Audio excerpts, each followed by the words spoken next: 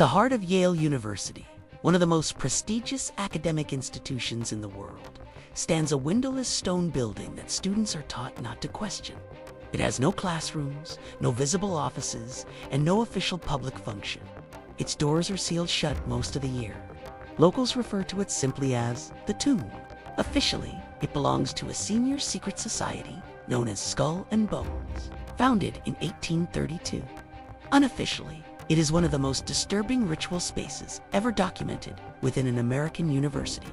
From the outside, the tomb resembles a mausoleum rather than a clubhouse. Thick stone walls block all sound.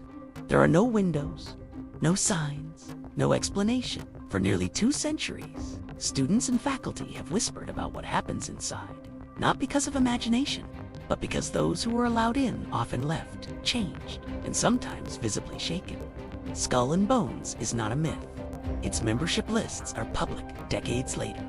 U.S. presidents, intelligence directors, military leaders, Supreme Court justices, and media moguls have all belonged to it.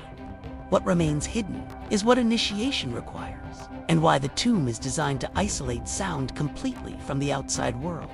Former members who later broke silence described initiation ceremonies involving psychological breakdown, extreme humiliation, and enforced confession. Candidates were reportedly locked inside the tomb overnight, forced to recount their most traumatic experiences in front of senior members while lying inside a coffin-like structure. This detail is not rumor. It appears in multiple independent accounts across different decades. What makes this unsettling is not secrecy alone, but the pattern of symbolism centered on death. Inside the tomb, witnesses describe skulls displayed on altars, ritualistic chants, and formalized ceremonies that mimic burial rites. Some accounts mention human remains, including skulls allegedly taken from historical figures, though Yale University officially denies these claims. What is confirmed is that bones and skeletal imagery are integral to the society's internal traditions. Over the years, several deaths connected indirectly to Skull and Bones members have raised eyebrows. Not because they were supernatural, but because of how quickly they disappeared from discussion. In the 1960s and 1970s, at least 2 Yale students associated with elite societies died under unexplained circumstances shortly after initiation periods. The deaths were ruled accidental or self-inflicted, but records were sealed, and campus investigations were quietly closed.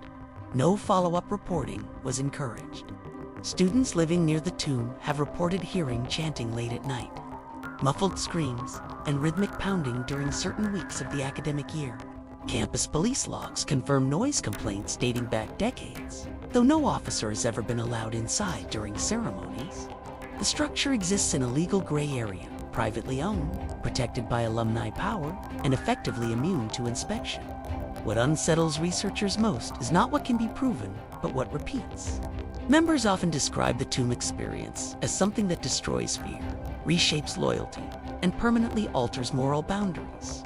Psychologists who have studied elite secret societies note that such rituals are designed to sever empathy and reinforce obedience, not through belief in demons or spirits, but through controlled trauma.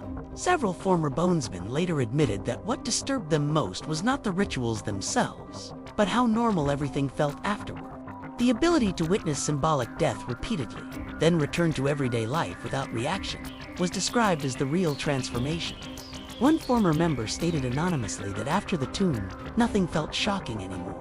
The Skull and Bones tomb still stands today. It is still active.